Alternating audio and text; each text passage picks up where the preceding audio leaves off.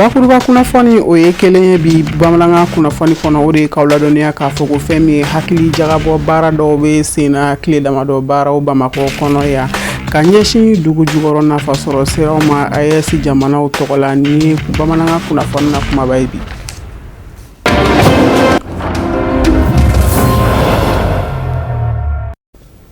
Wali ɲuman dɔn foli bɛ kurakuraya k'a lase aw ma fo yan fɔ aw sigiyɔrɔ an balima bamanankan mɛnnaw Mali kɔnɔ ani Mali kɔ kan an b'a jira aw la k'a fɔ ko nin ye bamanankan kunnafoni wagati selen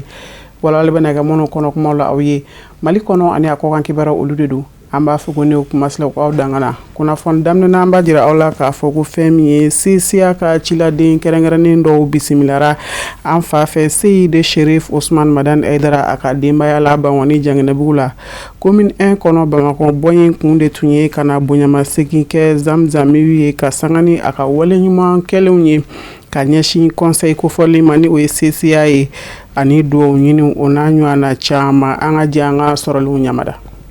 Bon, nin tɛ an seko fɔlɔ yan nɔ karamɔgɔ an dɔnbagakɔrɔ de ye wagati bɛɛ la an ka président le général de division Alhaji Gamu min ye Kidali gouverneur ye sisan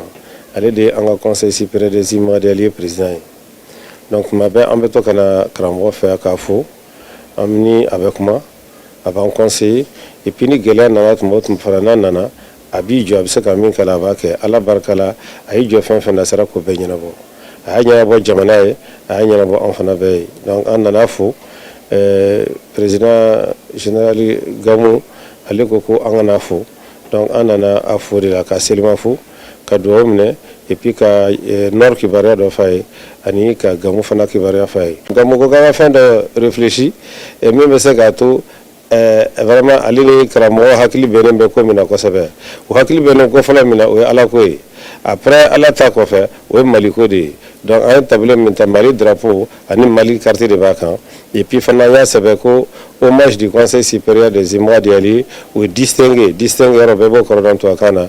a Sherif Ousmane Madani Haidara donc o kɔrɔ sɛbɛnnen bɛ yen o bɛ to yen kudayi o y'an ka reconnaissance ye toujours.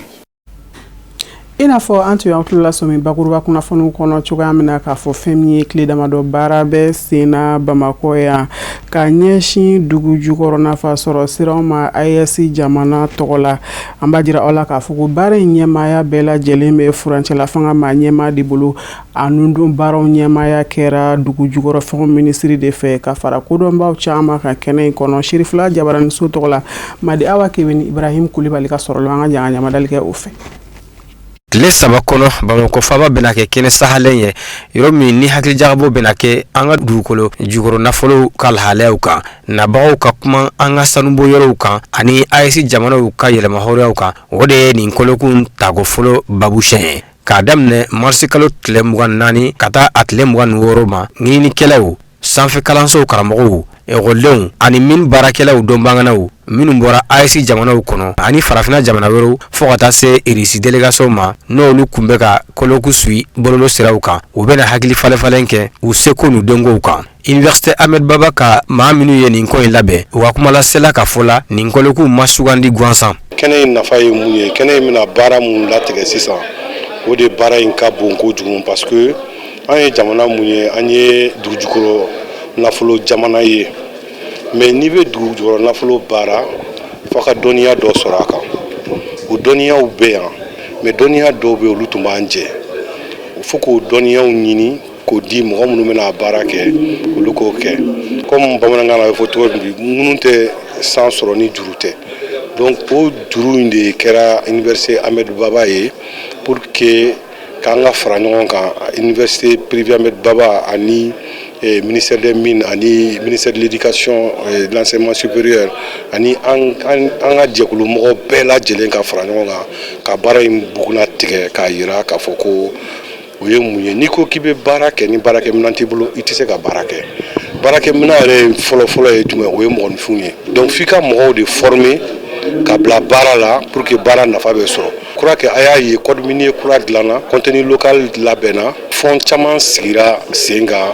jamana faamaw bolo k'a ɲini pour que jama bɛ se ka nafa sɔrɔ a ka dugujukɔrɔ nafolo la cogo min na donc o hun kɔnɔna la nin ko in fana bɛna o tɔ dafa. A kɛlen ka kuma ta Université Ahmed Baba ka ɲɛmaaba ye ɲɛfɔli kɛ nin kɔlɔko in nafa kan ni ka tila ka kuma u ka kalanso ni baara minnu bɛ ɲɔgɔn na walasa sanubɔ kɔɲɔw bɛ se ka kalan cogo min Mali la. Diɲɛlatigɛ fɛn o fɛn n'i b'a kɛ daminɛ fo a bɛ bɔ ɲɔgɔn kɔrɔ de c'est pourquoi an y'a daminɛ fɔlɔ ka formation kɛ parce que au besoin réel de tun bɛ yen ka mɔgɔw former an ye mɔgɔw former mɔgɔw bɛ baara la bi o société kɔnɔna la alhamdulilayi an bɛ Ala tanu maintenant an ko sisan tagalen ɲɛ la fɛn bɛɛ bɛ bonya fɛn fosi tɛ to fitiniya la non an ko sisan besoin bonyana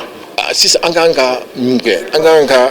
mɔgɔw fara ɲɔgɔn kan mɔgɔ minnu bɛ baara kɛ nin domaine kɔnɔna la a kɛra société minière ye o a kɛra gouvernement mɔgɔw ye o a kɛra service technique mɔgɔw ye o a kɛra enseignants ye o a kɛra experts ye o a kɛra ingénieur an k'u bɛɛ fara ɲɔgɔn kan Mali kɔnɔ ani Mali kɔ kan c'est pourquoi an ye wele bila an teri burkinabéw ma ka wele bila an teri nigériens ma ka wele bila guinéens ma ka wele bila marocains ma ka wele bila jamana caman ma an ka ɲɔgɔn sɔrɔ nin tile damadɔ in kɔnɔna la CICB la yan nɔ ka se ka hakili jagabɔ kɛ ka dɔn ka fɔ bon maintenant an bɛ fɛ nin sira in de fɛ an ka dugukolo nafolo a bɛ se ka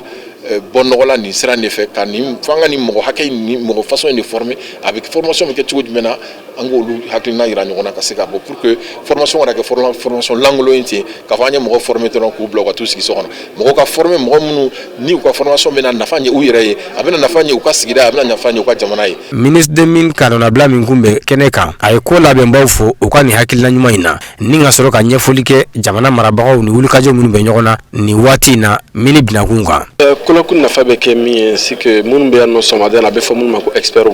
u bɛ bɔ jamana caman na o hukumu kɔnɔna la ministre kan ka na sɔgɔmada in na ka na Université Ahmed Baba dɛmɛ u ka nin baara in na ka n'u fo fana u ka nin hakilina in na et puis ka lajɛ ɲɔgɔn fɛ baara min bɛna kɛ yan nɔ an b'a fɔ min ma ko conclusion ou bien acte du colloque min bɛ bɔ a la a bɛna segin ministre ma cogo jumɛn an fana bɛ se ka baara kɛ n'o hakilina ye cogo min na i b'a dɔn n'a fɔra ko yɛlɛma bɛ ka don an ka baarakɛcogow ni fɛnw na mɔgɔw hakili bɛ taa fɛn fɔlɔ min na o ye k'a fɔ ko code minier yɛlɛmana code minier yɛlɛmana effectivement 2023 mais baara caman de kɛra o fana kɔfɛ kalo minnu tɛmɛna kɔsani in na Mali gouvernement ye baara caman kɛ ka structure kuraw dɔw créer état fan fɛ kelen bɛ yen nɔ a bɛ fɔ min ma ko la brigade spéciale des mines an ye filanan dɔ créer a bɛ fɔ min ma ko OMASP donc o bɛ yen nɔ bon an ye service wolonwula o ɲɔgɔnna de créer ka yira mɔgɔw la k'a fɔ k'hali bi réforme ma ban an bɛ baaraw la pour que sini ma sinikɛnɛ n'a fɔra ko mine ka se k'an ka jamana in dɛmɛ et donc bi kɔni an nimisawasalen don ka lajɛ k'a fɔ ko bon an sera nin niveau in na mais an tɛna dan nin ma n y'a fɔ cogo min na an yɛrɛ fana bɛ ka baara kɛ ministère la ka se ka école kura dɔ créer a bɛ fɔ min ma ko l'école des mines du pétrole du Mali. K'aw ladɔnniya k'a fɔ nin tile saba in kɔnɔ nabagaw bɛ hakilijakabɔw kɛ babusen 8 de kan min baaraw bɛna kuncɛ ni recommandation ye ka ɲɛsin ministère des mines ma Mali jɔnjɔn foli ani AES ta fo ka taa se tasibila ma ka ɲɛsin université baarakɛɲɔgɔnw minnu taɲana kosa in na olu de kɛra ni lajɛrɛ in senfɛ. Kunnafoni nasira wɛrɛw fɛ an b'a jira aw la k'a fɔ ko fɛn min AJPM ye a ye bonyamasegin kɛ ka ɲɛsin kɛɲɛba kalanko ɲɛmaayasow ma académie d'enseignement baara ninnu bɛɛ lajɛlen kɛra ka bɛn sibiri marisi kalo tile 21 de ma a kun de AJPM fɛ ka se ka waleɲumandɔn kɛ maa cɛsirilenw ye Sirifula Jabaraniso tɔgɔ la Penda Kone Nuhum Kone an ka janga sɔrɔlenw sariya ɲɔgɔn fɛ.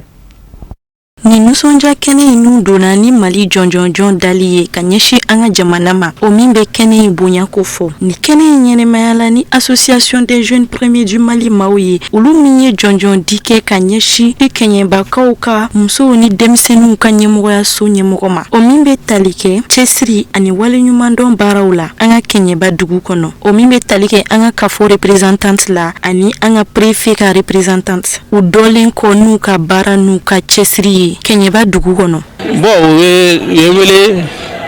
kana surprise kɛ na a diyara n ye a bonyana ma parce que sentiment mun bɛ ne la bi sentiment de joie de don n comblelen don n contannen don ala barika la bi bi na parce que a yirala k'a fɔ bon ne bɛ ka baara mun kɛ a dogolen tɛ fo Bamakɔkaw ka bɔ Bamako ka tɛmɛ yɔrɔ caman na ka na Kɛɲɛba yan ka na ne ta jama cɛ la ka nin trophée in di ne ma a diyara ne ye kosɛbɛ a bonyana ne ma. An nisɔndiyalen don sɔgɔmada in na kɛnɛ kan yan nɔ an bɛ na wagati min na an tɛ trophée ko in kun kalama ma grande surprise an selen yan an ye a fɛn caman ye a kɔnɔ o b'a jira k'a fɔ AJPM mɔgɔw bɛ baara min na a sɛgɛsɛgɛlen don a wolomalen don u tɛ mɔgɔ ta mɔgɔ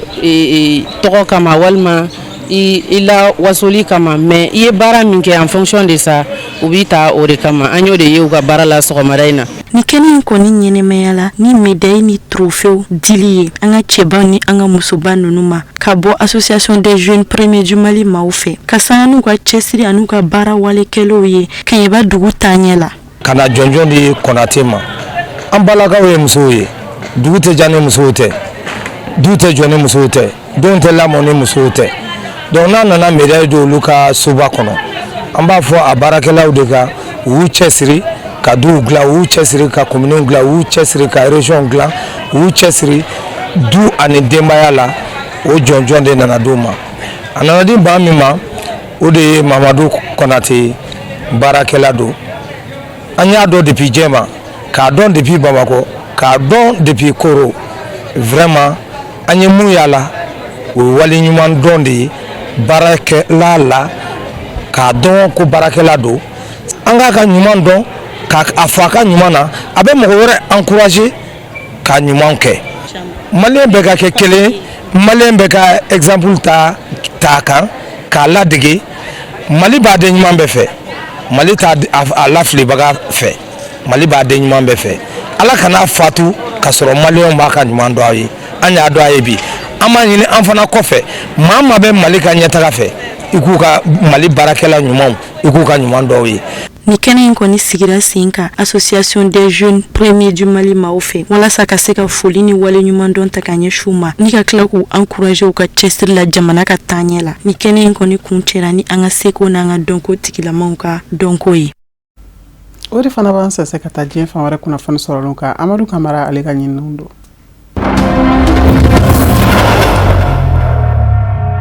Bene jamana kono bene jamana ɲɛma kalafili tɔ tora pango kelen ani ɲawawa bari sabula kalafili ninnu bolodalen bɛ avril kalo tile 12 san 2026 u ka fanga sinamatɔn jɛkulu o ma ɲɛmaw u y'a kanu k'a fɔ u ɲin tɛna ye kalata la wa u tɛna dɛmɛ ta ka ɲɛsin cɛbɔ fɛn ma laseli in kɛra ka bɛn kari ka taa se tɛnɛndon u ka sigiliba dɔ senfɛ sigili min senfɛ fanga ni jɛkulu ɲɛmaw y'a jira k'a fɔ n'a ma ɲɛ k'a fɔ fanga ni jɛkulu nin tɛna ye kalata la min bolodalen bɛ avril kalo tile 12 o siratigɛ fɛ u fɛnɛ tɛna dɛmɛ ta ka ɲɛsin cɛbɔ fɛn ma u n'u sigi k'u ɲɛ kɛrɛbɔ filɛ ka kalata in lagɛ a baaraw na kɛ cogo minnu na k'aw ladɔnniya k'a fɔ ko fanga ni jɛkulu ale ɲuman ye kalata in na ka sabu kɛ parrainage ni fanga ni jɛkulu cɛbɔ bɛɛ lajɛlen kan k'o ɲini ka maaw sɔrɔ minnu b'i ka kalata a kɔkɔrɔma don n'a ma ɲɛ k'a fɔ ko fanga ni jɛkulu fanga sinamatɔn u m'u ma dafalen sɔrɔ u ka ɲɛmaba n'o Romuald Wadanyi ye n'ale ye minisiri min ka baara ɲɛsinnen bɛ nafoloko ma bɛnɛ jamana kɔnɔ ale ni jamana ɲɛma kɔrɔ Patrice Talon olu tun karilen bɛ ɲɔgɔn na jamana ɲɛmaya nɔfɛ bɛnɛ jamana kɔnɔ k'aw ladɔnniya k'a fɔ bɛnɛ jamana n'a ma ɲɛ k'a fɔ kalataw bolodalen bɛ bɔn kun ka bɔn sen kan bɛɛ lajɛlen girinnen bɛ yaasa u ye se ka jɔyɔrɔba sɔrɔ kalata in hukumu kɔnɔna na labɛnw bɛ senna fanga ni jɛkulu bɛɛ lajɛlen wulilen bɛ k'i jɔ su ani tile yaasa ka se ka bɛnɛkadenw ka hakilinaw n'u ka miirinaw sɔrɔ ka bɛn ni kalata in ye n'o ye jamana ɲɛma kalata k'aw ladɔnniya k'a fɔ ko bɛnɛ jamana ɲɛma kura min bɛna sigi bɛnɛ jamana kɔnɔ a ɲɛnen b'a fɛ a ka se ka bɛnɛkaden bɛɛ lajɛlen ladon da kelen fɛ k'u bɔ da kelen fɛ.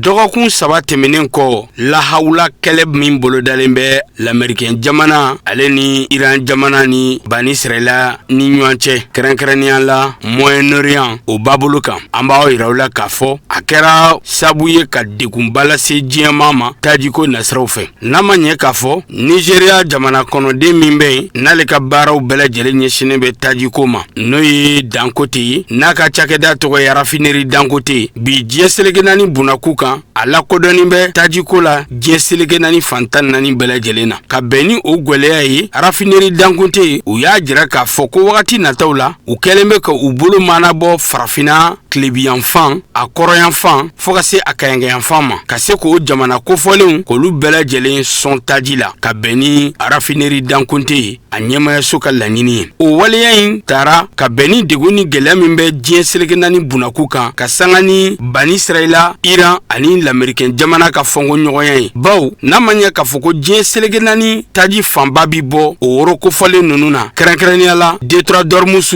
n'ale minalen bɛ bi Iran jamana fɛ o o kɛra gwɛlɛyaba ye taji carinni ma diɲɛ seleke naani dɔgɔfiyɛw la. Rafinerie Dangote n'a bɛ taji ba yirika caaman labɛn tile kɔnɔ ka jigin n'a ye diɲɛ suguw kɔnɔna na. A ɲɛmaw ko ni kuma ninnu na olu ye taji lase farafina jamana caaman kɔnɔ i n'a fɔ Côte d'Ivoire jamana, Cameroun, Tanzanie, Ghana, hakaja fo ka se Togo jamana ma. A m'a yira u la k'a fɔ ko Rafinerie Dangote n'a cogolen bɛ Nigeria faaba kɔnɔ Lagos tilebiyan fan fɛ cakɛda min don diɲɛ don o don a bɛ taji barikɔn ba yirika caaman de labɛn ka ɲɛsin taji matarafabaw ma. Rafinerie Dangote a kɛlen bɛ ka bɛn ni gwɛlɛya ni degun min bɛ diɲɛ kɔnɔ bi ka sanga ni bani Israɛla ni Iran jamana ni l'Amérique jamana ka fɔɲɔgɔnya ye ka wuli k'i kwada o degun n'o gwɛlɛya la tajiko nasiraw fɛ yaasa farafina jamanaw kɛrɛnkɛrɛnnenya la olu kana nin degun lakodɔn. Rafinerie Dangote k'a yira k'a fɔ a kɛlen bɛ ka baara kura minnu boloda don nataw la a bi kɛ sababa ye ka ɲɛsin farafin jamanaw ma tajiko nasira fɛ.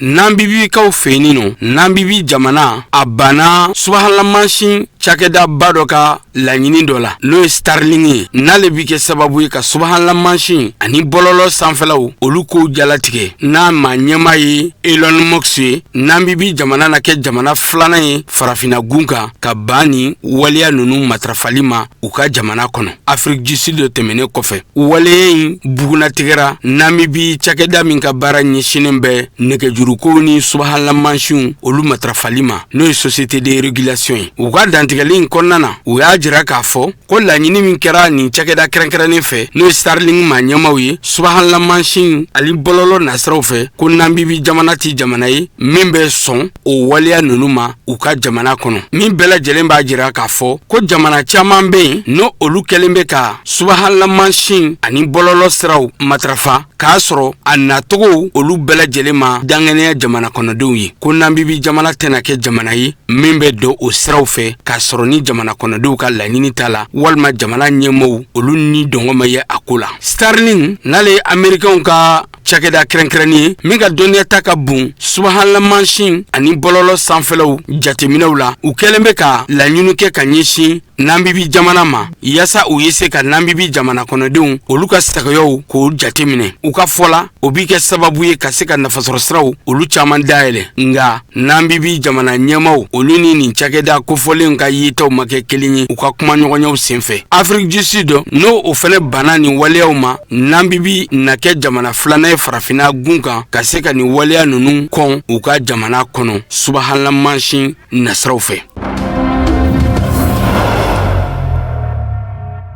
Kunnafoni kuncɛ la Amérique jamana ɲɛma Donald Trump a ka dantigɛli dɔ senfɛ a y'a jira k'a fɔ k'u kɛlen bɛ ka kuma ɲɔgɔnya o minɛn dayɛlɛ u ni Iran maa ɲɛma dɔ ni ɲɔgɔn cɛ yaasa sigi ka fɔ u ye se ka sabati cogo min na ka fu siri kɛlɛ min bolodalen bɛ Iran ani bani Israɛla ni Amérique jamana ni ɲɔgɔn cɛ. Amérique jamana ɲɛma Donald Trump a ye tile 5 wɛrɛ fara a tun kɛlen bɛ ka kɔri min da ka ɲɛsin Iran jamana ma k'a yira la k'a fɔ ko Détroit d'Ormuz n'a ma yen taji bɔyɔrɔ dayɛlɛ ko a bɛ ɲangini ta ka ɲɛsin Iran jamana ma kɛrɛnkɛrɛnnenya la u ka nɛgɛjuru siraw n'u ka kuran sira minnu bɛ Iran jamana kɔnɔ. Iran maa ɲɛmaw ye nin kɔrɔfɔ in galontigiya k'a fɔ ko sigi ka fɔ walima kuma ɲɔgɔnya ko o ma boloda olu ni Amérique jamana ɲɛma walima Amérique marabaw ni ɲɔgɔn cɛ nin kuma in na. Hali ni sigi ka fɔ bi kɛ a kɔni kumaw ma daminɛ fɔlɔ Iran jamana ɲɛmaw ka fɔ la. K'aw ladɔnniya k'a fɔ ko dɔgɔkun damadɔ tɛmɛnen kɔfɛ Amérique jamana ni bani Israɛla kɛlen bɛ ka binkani kɛwale min ta ka ɲɛsin Iran jamana ma ko Iran jamana ma sigi k'a bolo fila da sen ka k'u lajɛ u fana ye tajuru sarabere u y'u ta ka ɲɛsin Amérique Israël o n'u nɔfɛmagaw ma kɛrɛnkɛrɛnnenya jamana minnu kɛlen bɛ ka dɛmɛ ta ka ɲɛsin Amérique jamana ma k'u daga wɔrɔw k'u bisimila u ka jamana kɔnɔ. An b'a jira u la k'a fɔ ko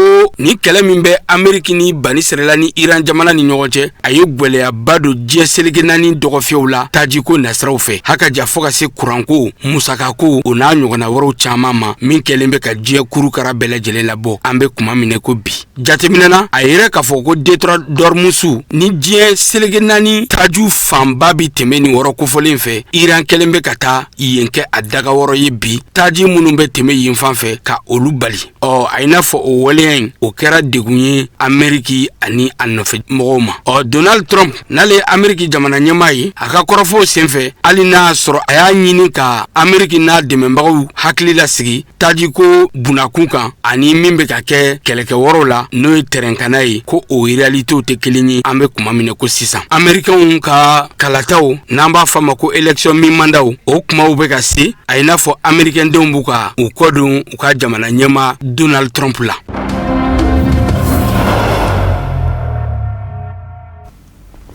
Ame aw fo ka wale ɲuman dɔn ka jira aw la k'a fɔ ko ni bɛ dan sigi bi bamanankan kunnafoni sɔrɔli la minnu labɛnna kunnafonidiso ɲɛmaa so fɛ ka bɛn ni kuma ye aw ni ce a ka ɲamadalo la a k'an bɛn o tɔrɔntalaw n'ala man ka jɔnya jɔ an na.